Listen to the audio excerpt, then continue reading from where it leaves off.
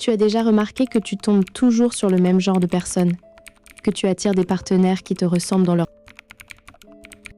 défauts, leurs peurs, leurs blocages? Ce n'est pas une coïncidence, ce n'est pas de la malchance, et ce n'est pas le destin qui s'acharne, c'est ton enfance. Les 5 blessures que tu as reçues avant l'âge de 10 ans dictent aujourd'hui chacun de tes choix amoureux. Tu ne choisis pas par hasard, tu répètes. Aujourd'hui, on va décortiquer ces 5 blessures, les reconnaître en toi et surtout, te donner les clés pour briser ce cycle. Voici ce que tu vas apprendre. Tu vas découvrir quel schéma émotionnel te gouverne, comment il s'est formé et surtout, ce que tu peux faire dès ce soir pour ne plus reproduire les mêmes erreurs. On va parler de l'abandon, du rejet, de l'humiliation, de la trahison et de l'injustice. Chacune de ces blessures a une signature, un comportement amoureux typique et une solution concrète. Prépare-toi, car on rentre dans le dur. La plupart des gens pensent que leurs problèmes de couple viennent de leur partenaire. Il est distant, elle est trop jalouse, il ne s'investit pas. On cherche des coupables à l'extérieur. Mais c'est faux. Le véritable problème, c'est que tu choisis des partenaires qui activent tes blessures parce que ton cerveau cherche à guérir une vieille douleur en la revivant. Tu ne tombes pas amoureux de quelqu'un de sain, tu tombes amoureux de quelqu'un de familier. Et ce familier, c'est le décor de ton enfance. Alors, d'où vient ce mécanisme ? John Bowlby, le père de la théorie de l'attachement, a montré que les interactions précoces avec nos parents créent des modèles internes de relations.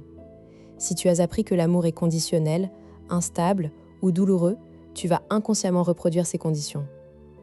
John Bradshaw, dans les années 90, a popularisé l'idée des 5 blessures de l'enfance qui deviennent des blessures d'âme. Ce sont ces blessures qui te poussent à agir en amour comme tu le fais. Et la bonne nouvelle, c'est qu'on peut les guérir. Prenons un cas concret. Jérémy, 34 ans, ingénieur du son à Nancy. Il vient me voir après une énième rupture. Chaque fois, c'est la même histoire.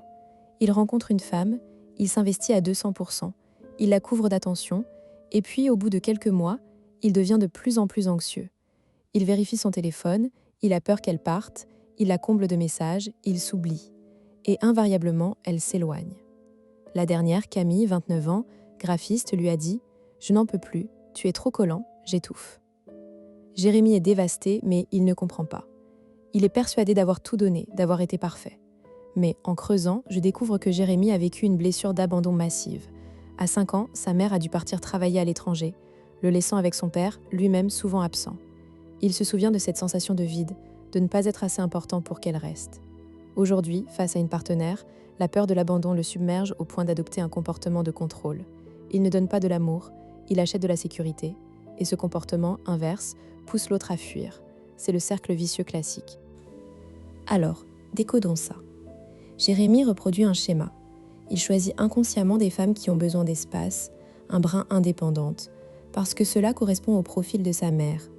Puis, par ses comportements anxieux, il crée exactement la situation qu'il redoute. Ce n'est pas de la malchance, c'est son mécanisme de défense qui s'emballe. Et toi, dans ta vie, tu fais peut-être la même chose sans le savoir. Les conséquences sont lourdes. D'abord, tu épuises tes partenaires. Ensuite, tu te convaincs que tu es incapable de vivre une relation stable. Tu accumules des preuves que tu n'es pas aimable. Enfin, tu passes à côté de personnes saines, car elles ne déclenchent pas cette intensité émotionnelle à laquelle tu es habitué. Tu trouves les relations calmes ennuyeuses. Tu confonds passion et souffrance. C'est un piège. Maintenant, passons à l'action. Voici 3 techniques pour casser ce cycle. Technique 1, le scan des déclencheurs. Chaque fois que tu ressens une émotion forte dans ton couple, dis-toi, cette émotion n'est pas à 100% due à la situation présente. Elle est amplifiée par ton passé. Alors, arrête-toi, respire, pose-toi la question, quelle blessure d'enfance est activée en ce moment ? Si tu sens une peur panique qu'il ou elle te quitte, c'est probablement l'abandon.